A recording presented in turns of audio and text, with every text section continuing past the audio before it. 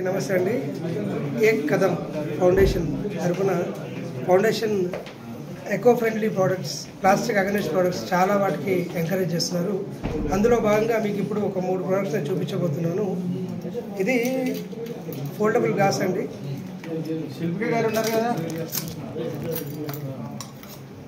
Foldable glass.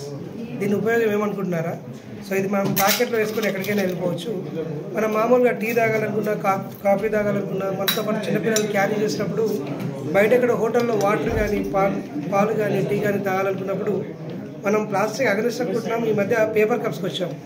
But paper కప్లో కూడా inside మళ్ళీ ప్లాస్టిక్ మిక్స్డ్. సో అది హీట్ కలిసినప్పుడు ఆ ప్లాస్టిక్ మైక్రో కణాలు మన బాడీలోకి వెళ్ళిపోతున్నాయి. క్యాన్సర్ వచ్చే ఛాన్సెస్ పెరుగుతున్నాయి.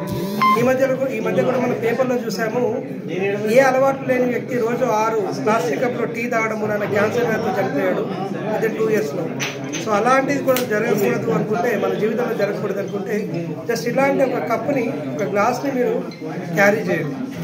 అలాగే అండి, ఇంకా 1 more విషయం, మనకి ఇది బనానా వేస్టేజ్ ద్వారా తయారు చేసిన పౌచ్ బ్యాగ్. మామూలుగా ఇది మన ప్యాకెట్లో వస్తుంది. అలాగే కీ చైన్ పెట్టుకుని వెళ్ళొచ్చు.